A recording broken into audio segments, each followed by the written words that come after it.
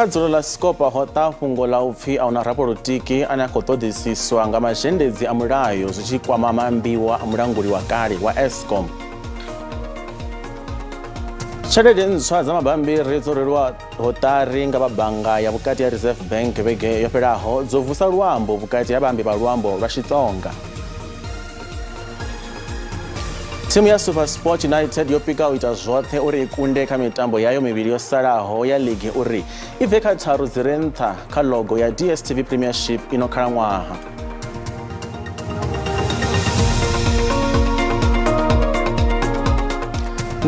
Ndi madekwana ri vhaḓisela mafhungo a Tshivenda kha SABC 2 na kha DTT na ndi Tshanduko Ligege.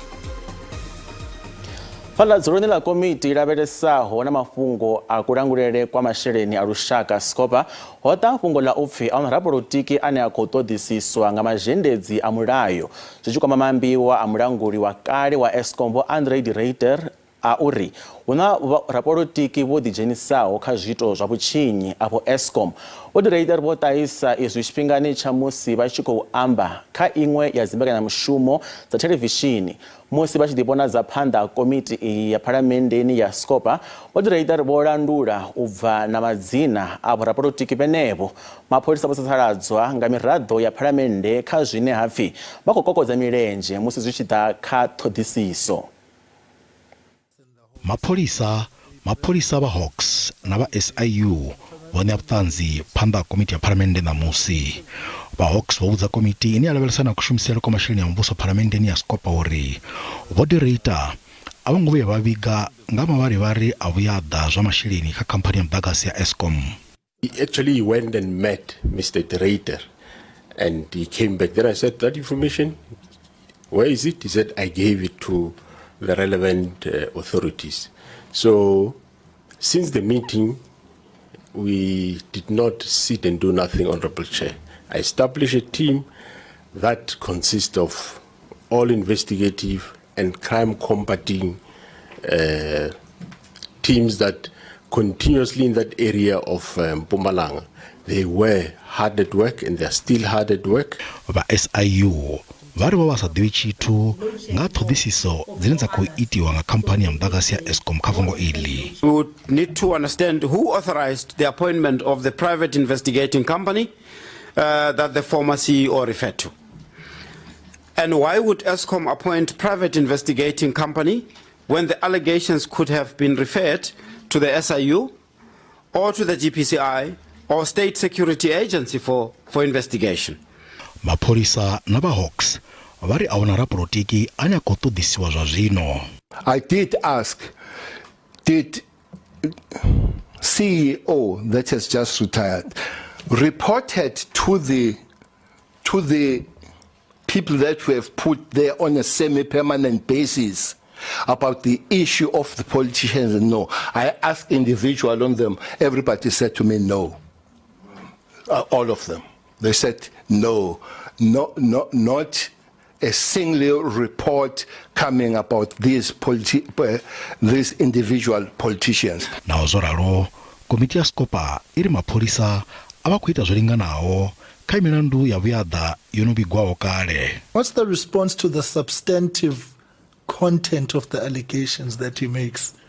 You find that it's a snail pace if there is actually a pace. So I'm just shifting focus momentarily to the political leadership to say there's a dilemma here. And we don't get a sense that it's receiving the attention that it requires. In fact, I can only say my sense is that the SABC are dropping the ball here. Khamphani ya muḓagasi ya Eskom nayo i khou lavhelelwa u ṋea vhuṱanzi phanḓa ha komiti iyi. Tshelede ntswa dza mabambiri dzo rwelwaho ṱari nga banga ya vhukati ya Reserve Bank vhege yo fhelaho dzo vusa luambo vhukati ha vhaambi vha luambo lwa Xitsonga.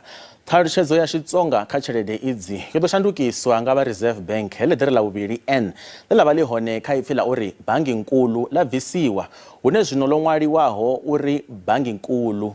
Vha bodo ya dzinyambo fhano Afrika Tshipembe vhane vha ṱalutshedza maipfi nga nyambo dzo fhambananaho vha ri ḽeḓere N ḽo vha ḽo khakhea kha tshelede ya kale ya mabambiri. Fhedzi vhaṅwe vha ri Reserve Bank yo khakha u shandukisa maṅwalele aya. vha bodo ni langula dzinyambo fhano Afrika Tshipembe kana pensalb vha ri kha tshelede dza kale dza mabambiri ipfi la uri bangi kulu la Xitsonga lo vha ḽi songo ṅwaliswa zwone he ya vha una letter N ye ya vha i songo fanela u vha hone vha ri zwa uri letter N ḽi bva ngafhi vhone a vha zwi ḓivhi na luthihi vha ri letter N ḽi anzela u shumiswa musi hu tshi khou ambiwa muthu fhedzi vhaṅwe vha ri ṱhalutshedzo yo khakhea nahone vha khou vhona mulandu vha pensalb wa u sa vha na vhudavhidzani havhuḓi na vhaambi vha luambo lwa Xitsonga malugana na u sa vhekanywa zwavhuḓi ya maipfi kha tshelede ntswa ya mabambiri. There should be an N as per standardized Xitsonga language because the standardized version of Tsonga orthography has an N. So when you omit an N, it changes the whole meaning of the word itself. Fhedzi vha pensalb vhone vha khou amba uri letter N kha tshelede ya kale ya mabambiri ḽo vha ḽo khakhea u bva na mathomoni. Initially, there was a confusion on where the N should be. So the old money had an N on Banking Kulu. And then on the research that has been done by linguists, they have proved that that N is actually not necessary. Because the N there, it's supposed to be there only if we are referring to human beings which are falling under class 1 of the noun classes in Xitsonga. So, because that N actually it's an allomorph of MU, which is applied only in class 1. Va pensalb va ri vambi va Xitsonga vane va wana malamulele na vuponi ya nga tsini vunḓuni la Limpopo vana kuambele kwavo kune ku anzela u bvisa letter N kha vhunzhi ya maipfi avo nahone ipfi iḽi ḽo fanela u vha hone. Va bannga khulwane ya Reserve Bank vha ri vho davhidzana na vha pensalb uri vha vhaisele maipfi a tshikhuwa kha nyambo dza Tshirema o ṅwaliwaho kha tshelede ntswa yo thoma u wanala vhege yo fhelaho. musi ri tshi kha ḓi vha kha ḽeneḽi fhungo ḽa tshelede ntswa dza mabambiri dzo rwelwaho ṱari nga vha bannga ya vhukati ya Reserve Bank zwa zwino ri na muofisiri u bva kha Reserve Bank vho tenda mudzimune musombori vhone musombori khou vha ṱanganedza mafhungo a Tshivenda fhano kha SABC 2 kha musi ri thoma nga ḽe ḽa vusa bonyongo kha vhaambi vha Xitsonga vha ri mini vha tshi bva mulomo sa Reserve Bank. Rine vha tshiimiswa tsha bannga ya vhukati ya Afrika Tshipembe ro ṱangana na vha pensab kana vha bodo ya dzinyambo vha ri sumbedzisa musi ri sathu fhedza heyi project uri dzinyambo dzi ṅwaliswa hani ndi ngazwo ro swika he ra ṅwala nga nḓila ye ya ṅwaliswa ngayo. Zwino ari ḓe kha tshipikwa tsha uri hu gandisiwe tshelede ntswa ndi ngani zwo ḓa zwi tshi khou itea? Hainoni ndi maitele ane bannga dzoṱhe dza vhukati dzi a dzula miṅwaha na miṅwaha dza sedzulusa uri ndi zwifhio zwine ra nga zwi shandukisa kha tshelede u i khwinifhadza uri havha vho no ita zwo ṱoḓo u i kopa kana vha ṱoḓo ita tshelede isi ya vhukuma ri vhe ri phanḓa havho no tevhela thekhinolodzhi uri tshelede yashu i dzule i na ndeme no simesa u fulufhedziwa nga vhathu. Hune zwo gandisa tshelede ine ya vhori a si ya vhukuma vhathu vha mbo ḓi amba uri a zwi tou kwama ndi ikonomi ya fhano Afrika Tshipembe i vha i khakhathini ngauri vhathu vha khou gandisa tshelede dza vha dza vhukuma zwi kwama hani ikonomi ya fhano Afrika Tshipembe zwithu? Musi vha tshi gandisa tshelede ine a si ya mulayo zwi a kwama ikonomi ngauri tsho thoma vhathu vha sala vha si tsha fulufhela tshelede yashu vha sa tsha kona u i shumisa zwavhuḓi na musi shangoni hu tshi vho ḓala tshelede i si ya vhukuma zwi ita uri maanḓa a u renga a gonye zwa ita uri zwine zwa khou rengwa kana tshumedzo dzine dza wanala dzi sale dzo no vha ṱhukhu hezwi zwi ita uri mitengo ya izwo zwithu i gonye vhathu vha sala vha si tsha kona u swikelela na vhaḽa vha sina tshelede nnzhi a vha tsha kona u renga. Arali lavhelese fhano Afrika Tshipembe uri ezwo gandisa tshelede zwo kalula u swika ngafhi? Ri tshi sedzulusa ro ṱanganyisa na maṅwe mashango kha rine zwifhasi normally hezwi zwithu ri vha ro zwi sedza zwi vhidzwa upfi ppm parts per million zwi a kaliwa uri ndi 12 ya zwino mara ri tshi sedza fhano kha shango ḽashu ri fhasi kha ina ya parts per million. Ri tshi lavhelesa tshelede dzinoni dza fhano Afrika Tshipembe dza mabambiri zwezwi u bva kale u wana uri hu na zwinepe zwo gandiswaho zwa zwipuka vhundeme ha u vhea zwipuka kha tshelede dza fhano Afrika Tshipembe ndi vhufhio?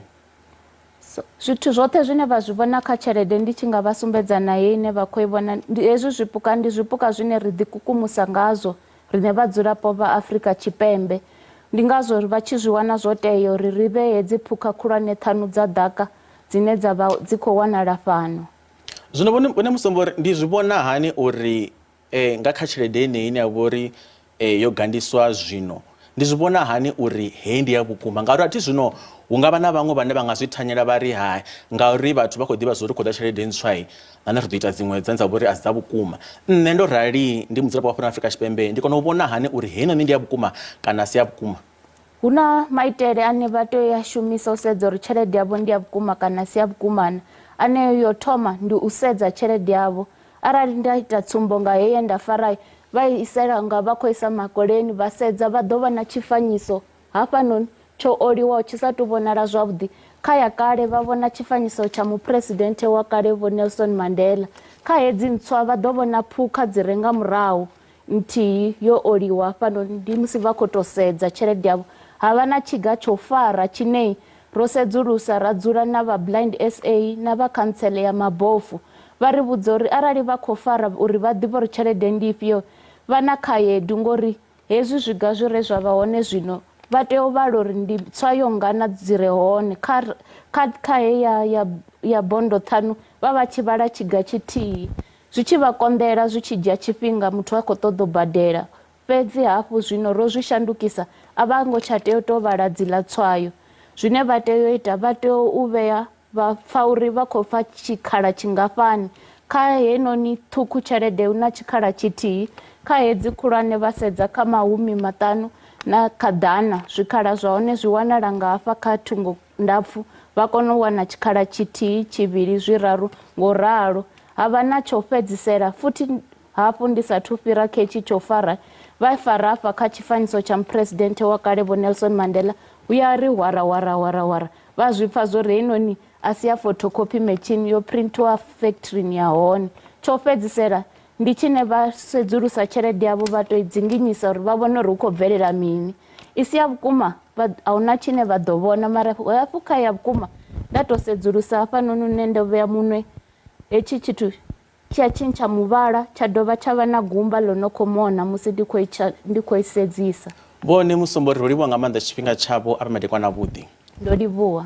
Matsina avho ndi muofisiri wa bannga ya vhukati ya Reserve Bank vho tenda mudzimune Musombori vha khou vha na nyambedzano na rine nga ha tshelede ntswa dzo gandisiwaho. Zwa zwino ri livha maragani vha songo ṱutshela kule.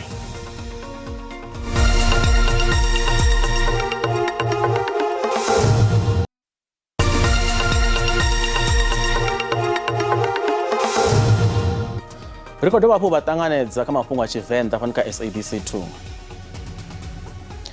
Zwa zwino ri na vhonomene zwa nnḓa kutama muhulwane wa SASSA vunduni ḽa Limpopo u amba nga u ḓo bvela phanḓa ha u shumiswa ha dzigaraṱa dza SASSA u swikela mafheloni a ṅwedzi wa Nyendavhusiku na ṅwaha. Izwi zwi khou tevhela zwe havha na nḓivhadzo ya u vusuludza garaṱa idzo dzine vhaholi vha mindende vha dzi shumisa u wana magavhelo a posoni. Ndi madekwana vho kutama ri khou vha ṱanganedza fhano kha mafhungo a Tshivenda kha SABC 2. Kha musi ri thoma nga u tou lavhelesa uri tshiitisi tsha uri hu engedziwe ḓuvha kana a ntori tshifhinga tsha u vusuludza edzi garaṱa ho vha hu tshifhio? Vha ḓo zwi ḓivha muhashi na vhaṱaleli vha mbekanyamushumo uri rine ri shumisana na vha bannga ya poso musi garaṱa hedzi dza dzi khou tea uri dzi swike maguvhoni kha ṅwaha wonoyu une ra vha khawo wa 2023 havha uri vhaholi vhanzhi vha magavhelo vhane vha tea uri vha wane haya masheleni vha tshi khou a wana vha tshi khou ḓisedzwa nga tshumelo heyi ya poso. Vha poso vho ḓo wana u wana thendelo kha havha vha association kana vha tshiimiswa tshi no langula mbadelo ya masheleni uri vha kone u nga engedza hedzinoni garaṱa tshifhinga u swika kha ṅwedzi wa Nyendavhusiku ṅwaha wonoyu mafheloni a ṅwaha. Zwino hezwo zwo ḓisa nga maanḓa mutsiko u tse fhasi kha vhaholi vha magavhelo zwi amba zwa uri zwa zwino na musi vhaholi vha magavhelo vha tshi nga vha vha tshi khou ṱoḓa u shandukisa dzigaraṱa dzavho kana vhaṅwe vha tshi khou ṱoḓa u nga ita zwa u ya kha zwiṅwe zwiimiswa zwa dzi bannga hune vha nga tea u hola hone.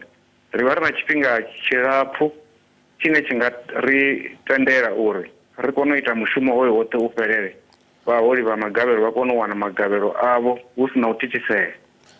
Vokutama ezwi zwa u vusuludza ha dzigaraṱa kana ntori zwa u ita garaṱa ntswa zwi to itisa hani ndi ya ngafhi sa muthu na vhori ndi shumisa SASSA? Garaṱa ya SASSA sapo i shandukiswa haningei he vha i wana hone hune ha vha uri ndi posoni. Musi vha tshi ya kha bannga ya poso vha ya na garaṱa yavho yeneyi ine nga vha i khou fhelelwa nga tshifhinga na basa yavho vha kona u vha shandukisela heinoni garaṱa. Ndi hone hune ha vha khou shumiwa hone vhaofisiri vhashu vha dzhendedzi vha SASSA vha khou shuma na dzi ofisini dzashu zwifhinga zwo engedziwaho u ita uri vha kone u thusa vhaholi havha vha magavhelo u vha thusa ri khou thusana na havha vha poso vhane ra vha na mulanga wavho navho vhane vha khou badela magavhelo zwa zwino kha vhane vha wana magavhelo posoni. Vokutama ari lavhelese vundu la Limpopo zwa zwino uri vhathu vha khou ya nga vhunzhi na uyo vusuludza idzi garaṱa kana vha kha ḓi kokodza milenzhe? Zwine ra khou vhona zwone kha vundu la Limpopo ndi uri ngauri vhaholi vha magavhelo vha zwi ḓivha zwa uri vha na pfanelo ya nga wana magavhelo avho kha tshiimiswa tshiṅwe na tshiṅwe tshine tsha badela masheleni na mashopo o tiwaho ane ana mulanga na havhanoni vha poso. Ri khou vhona vhunzhi ha vhathu vha tshi khou ita zwo shandukisa hune vha hola hone vha tshi khou ya kha huṅwe hune vha funa hone. Fhedzi dziposoni nahone ri khou wana hu na vhathu vhanzhi vhane vha poso vha khou vha thusa ri khou tikedzana navho vha poso u vhona uri havha vhane vha khou shandula dzigaraṱa vha khou shandula dzigaraṱa dzavho ri tshi khou thusana navho uri hu songo tou vha na miduba nahone vha aluwa nga maanḓa vha kone u vha vho tsireledzea hune vha khou shandula dzigaraṱa dzavho hone. Arali lavhelese ḽifhungo ḽa u fhaladzwa ha dziposo uri ezwi zwithu a zwi nga kwami zwa u vusuludza dzigaraṱa? Zwe rine ra wana ṱhuṱhuwedzo khazwo ndi zwa uri minista vha vhudavhidzani vho ri vha khaḽo na vha poso u vhona uri hu songo vha na tshithu na tshithihi tshine tshi nga itea kha dzhendedzi ḽa poso ḽine ḽa vha ḽi khou thusana na riṋe u nga holela magavhelo a mindende uri zwine zwi nga sia vhaholi vha mindende vha sa wani masheleni avho. Zwa zwino rine ri na fulufhelo ya uri sa izwi tshifhinga tsho engedzedzwa tsha garaṱa dzine dza khou shumiswa nga vhaḽa vhane vha vho dzi wana posoni uri vha ḓo wana masheleni avho u swika ṅwaha u tshi yo fhela.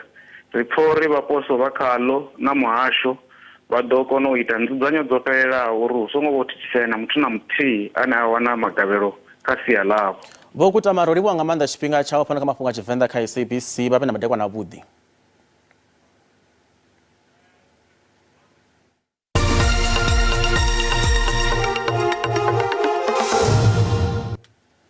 Zwa zwino ri vha ḓisela mafhungo zwa ikonomi hune rannda ya vhonala i fhasi musi tshi vhambedzwa na maṅwe masheleni malwana ḽifhasi.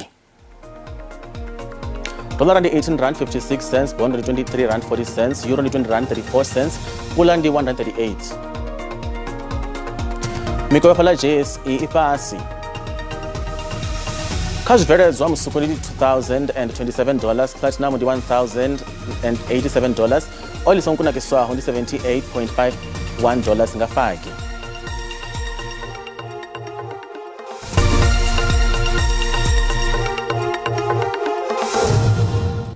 Timu ya SuperSport United yopika u ita zwoṱhe uri ikunde kha mitambo yayo mivhili yo salaho ya ligi uri ibve kha tharu dzi re nṱha kha logo ya DStv Premiership ino khalaṅwaha.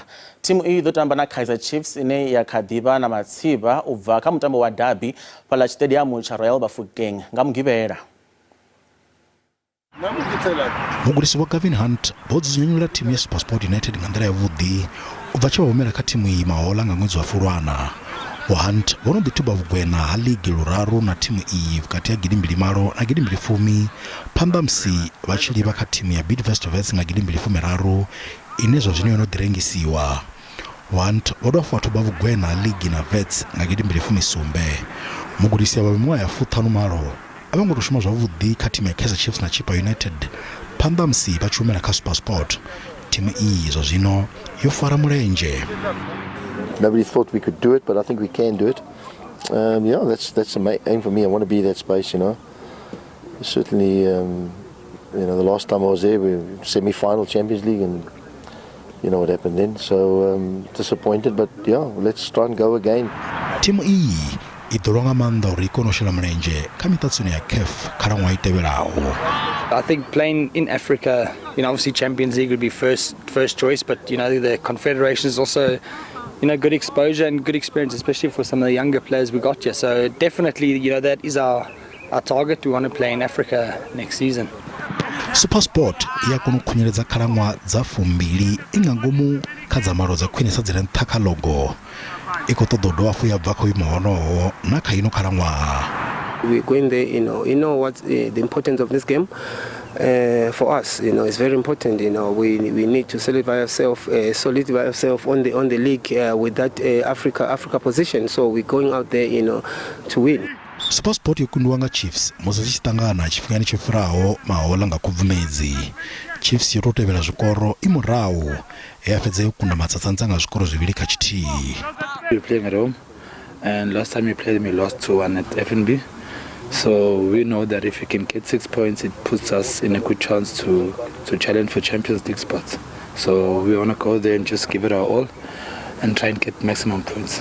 Timu ya SuperSport United angadori wana mutambo waliluwa wa fedza. Timu iyi idori wafu ya Tamana Skokuna United inino diswikila makalo chila mtatsano wa Nedbank ngamgivela. Ndori banga manda musipoto wana nne ndichikwadisana Mafhungo a Tshivenda panika SABC 2 ala madekona vudi chinofamatsira orifarira zwa mucho nda